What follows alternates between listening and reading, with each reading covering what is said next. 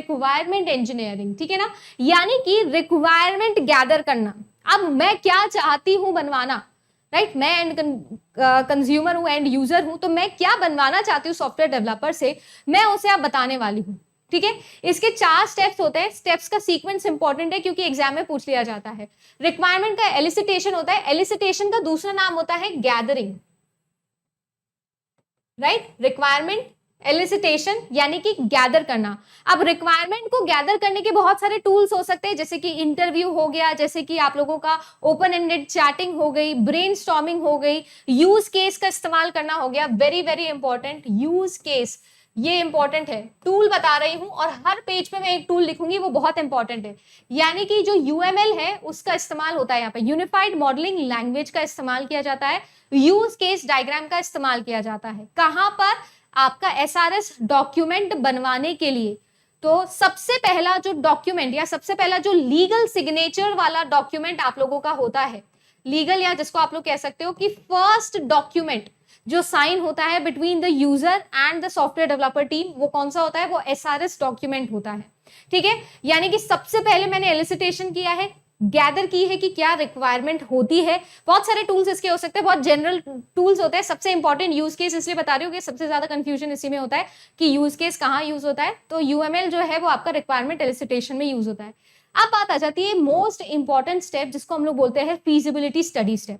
Feasibility study का भी दूसरा नाम होता है जिसको हम लोग क्या बोलते हैं? जिसको हम लोग बोलते हैं पायलट स्टडी। अगर आप लोगों ने रिसर्च एप्टीट्यूड पढ़ी है तो आपको ये टर्म अच्छे से समझ में आता होगा कि पायलट स्टडी, फीजिबिलिटी स्टडी या फिर सिमुलेशन स्टडी का क्या मतलब होता है। देखो, फीजिबिलिटी स्टडी का मतलब ये होता है कि आपने सोच तो लिया कि मुझे क्या करना है, जो आपका यूजर है वो आपको बता भी रहा है कि उसको क्या करना है या उसको क्या रिक्वायर्ड है, बट फीजिबिलिटी जो है ना वो सच का सामना है, वो सच्चाई है कि क्या आप ये कर भी सकते हो या नहीं कर सकते हो। यानी कि एस्टिमेशन लगाना, टाइम का, कॉस्ट का, रिसोर्सेस का, राइट, परफॉर्मेंस का, सभी चीज का क्या लगाना? एस्टिमेशन लगाना। और ये एस्टिमेशन लगाने के लिए आपके पास में बहुत सारे टूल्स होते हैं। यहाँ पर प्रॉपर स्केड्यूलिंग आप डिसाइड करोगे कि मेरे को कितने रिसोर्सेज चाहिए, क्या करना है। Kokomo model, cost constructive model आप लगाओगे, है ना, लाइन ऑफ कोड्स के अकॉर्डिंग चलोगे, फंक्शन पॉइंट लगाओगे। यानी कुल मिला के जो मैं करना चाहता हूं या जो मेरा यूजर मुझसे डिमांड कर रहा है, क्या वो हो सकता है या नहीं हो सकता है, उसके लिए फीजिबिलिटी स्टडी होती है। फीजिबिलिटी स्टडी बहुत सारे टाइप्स की होती है, जिसमें बहुत सारी चीजें आती है, जैसे कि टेक्निकल फीजिबिलिटी है या नहीं, लीगल फीजिबिलिटी है या नहीं, आप लोग देखना चाहते हो अडेप्टेबिलिटी है या नहीं है, या आप एनवायरमेंट के अकॉर्डिंग अगर कोई चीज अभी बनाने की कोशिश करो। जैसे फॉर एग्जाम्पल एक यूजर आया और बड़ा ही एडवर्सरी टाइप का यूजर था, उसने ऐसे बोला कि मुझे दूसरे के बैंक अकाउंट में कितना बैलेंस है वो चेक करना है, मेरी ये रिक्वायरमेंट है। तो क्या आप ये बना के दे सकते हो? क्या आप नहीं बना के दे सकते हो? दिस इज अ मैलवेयर, ये अलाउड नहीं है, ठीक है ना। तो ऐसे फीजिबिलिटी स्टडी में ये सारी चीजें देखनी होगी, है ना। टेक्निकल एस्पेक्ट्स आपको देखने होंगे कि पता चले कि आप तो जावा पे काम कर रहे हो और आपसे आर्टिफिशियल मशीन बनवा रहा है जिसके लिए पाइथन रिक्वायर्ड है, तो आपकी कंपनी वो नहीं बना सकती है, तो आपको मना करना पड़ेगा, ठीक है जी।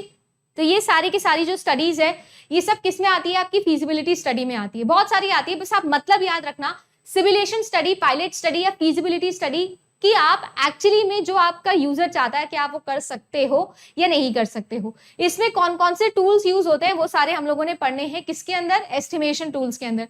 जैसे कि मैंने आपको बताया कोकोमो मॉडल हो गया आप लोगों का, राइट। इसके अलावा अच्छा, कोकोमो मॉडल किसने बनाया था, मुझे कोई बता सकता है इसका डेवलपर का नाम? इसके अलावा आप लोगों का लाइन ऑफ कोड्स का एस्टिमेशन लगाना, फंक्शन पॉइंट एस्टिमेशन लगाना, टाइम का एस्टिमेशन लगाना, मेरे पास कितने रिसोर्सेज है उसका एस्टिमेशन लगाना, ये सारी चीजें लगाना फीजिबिलिटी स्टडी में हम लोग पढ़ते हैं। देन मोस्ट इंपॉर्टेंट चीज एसआरएस, यानी कि आपका सॉफ्टवेयर रिक्वायरमेंट स्पेसिफिकेशन डॉक्यूमेंटेशन। ये जो है ये पहला लीगल और आप कह सकते हो पहला साइंड डॉक्यूमेंट होता है जो कि यूजर के बीच में और आपकी कंपनी के बीच में होता है। सबसे पहला कौन सा स्टेटमेंट साइन होता है? यही स्टेटमेंट साइन होता है। एसआरएस बनाने के लिए क्या यूज होता है? Use case. एक और इंपॉर्टेंट क्वेश्चन मैं एसआरएस से रिलेटेड यहां पर बता सकती हूँ, आपसे एग्जाम में पूछा जाएगा कि जो एसआरएस है उसके थ्रू हम वेरिफिकेशन करते हैं या वैलिडेशन करते हैं, तो आपको पता होना चाहिए कि एसआरएस की मदद से हम लोग वैलिडेशन प्रोसेस को कंडक्ट करते हैं। वेरी वेरी इंपॉर्टेंट, अभी आगे जाके मैं वैलिडेशन वेरिफिकेशन बताने वाली हूं, बट ये चीज याद रखिएगा कि मेरा क्या एक्सपेक्टेशन है यानी एंड यूजर का क्या एक्सपेक्टेशन है आपके सिस्टम से, क्या उस एक्सपेक्टेशन के अकॉर्डिंग हमने काम किया है या नहीं किया है, इसे क्रॉस वेरीफाई करने के लिए हम वैलिडेशन लगाते हैं। और वैलिडेशन में एक्चुअली में एक तरफ आपका सिस्टम है और एक तरफ आपका एसआरएस होता है, और उससे यूजर क्या करता है, मैच करता है।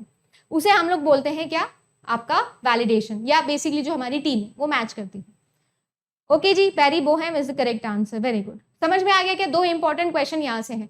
देन जो आप लोगों का लास्ट प्रोसेस होता है उसको हम लोग बोलते हैं एसआरएस वैलिडेशन। ये भी चीज भी याद रखनी है।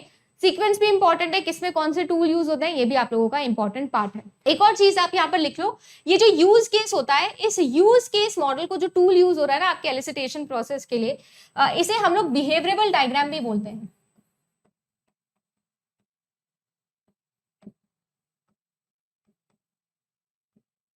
ठीक है, ये चीज भी याद रखनी।